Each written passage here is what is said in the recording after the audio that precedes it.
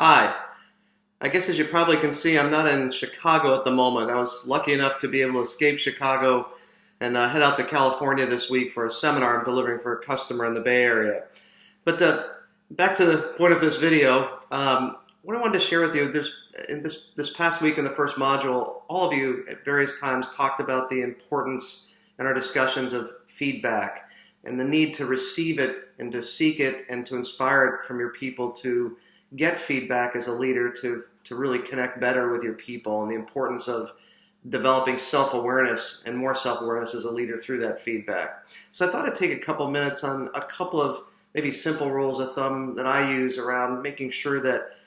the feedback that you're seeking and also inspiring with your people, not just to deliver it to you, but to give to each other. There are a couple of things that I think I've found to be really effective and I think are fairly common when people talk about feedback in order to make feedback have the desired impact that you want it to have on either the people you're providing that feedback to or in how you receive it yourself. So a couple things around feedback. One is around this concept of time or timeliness. So if you're giving people feedback, you want to have that feedback be as timely as it possibly can, meaning giving them feedback as close to when the behavior is that's either positive or the contribution that the employee has made or your team members made that's really something you want to recognize.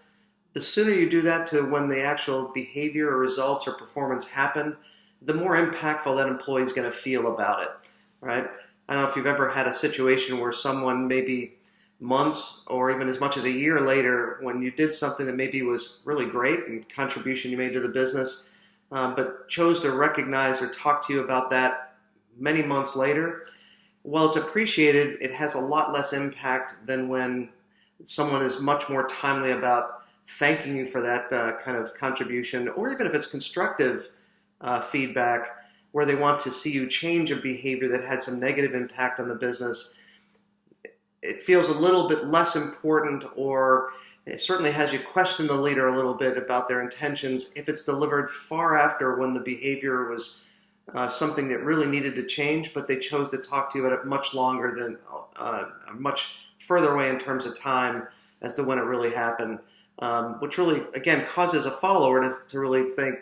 gosh, was this really so important, or why didn't you take the time to talk to me about it earlier? So really think about when you deliver feedback or you're seeking feedback, think about the timeliness and timely nature of it, and to have an impact both on your people and on you in terms of your ability to respond and adjust more quickly, or them to be able to respond or adjust or to feel better, faster about the great behavior and contributions they're making if it's in a positive kind of area. By the way, also in the concept of time, it's important to also think about what the right time is to deliver that feedback. Again, whether it's positive or constructive, when it can have the most or the right impact on the individual, based upon the individual and how much you understand about them and what will be impactful to them. If it's positive, you may think about what's the right environment that someone might get the right or best recognition in that process, and again, what they appreciate personally themselves. Some people may not be as desiring of public recognition. That may not be something that they're as comfortable with, so maybe finding that private time. Or it may be more impactful for others that you do it in a place that really, both on a timely basis, but in a time when really you can maximize the impact to the individual as well. Second area I really want to chat about is the issue when receiving or giving feedback is really being as specific as possible,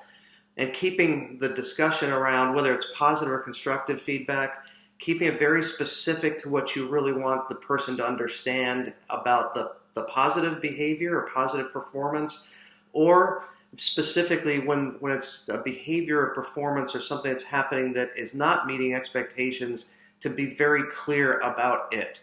Not making it personal, by the way, which is really important, but really focused on the specifics of the behavior and then what either positive or negative impact that it had, and being able to describe that impact so they really understand what either you're hoping that they can change, or on the flip side, what you'd like to see them continue to reinforce or continue because it's such positive behavior for both you as their leader and to the organization and its contribution.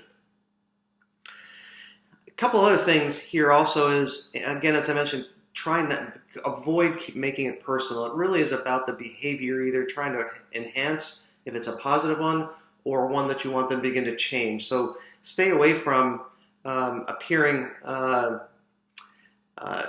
judgmental in the process. Really try to focus on, again, the behavior and what you're trying to change,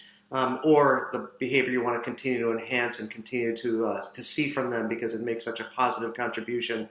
Be specific about it, but keep away from it becoming personal. Otherwise, there's a risk with those you're providing feedback to that they disconnect because they see it more about them than it is about the behavior that you either want to reinforce or want to change. Also, when you think about the feedback you're giving, especially when it's constructive behavior,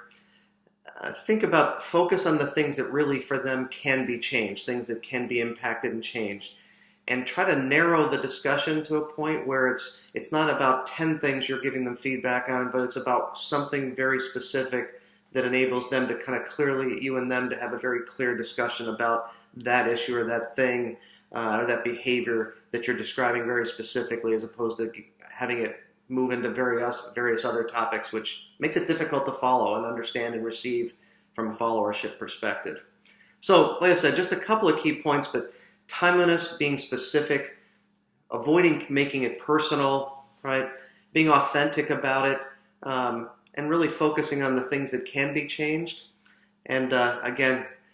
that timely nature of it, really delivering feedback as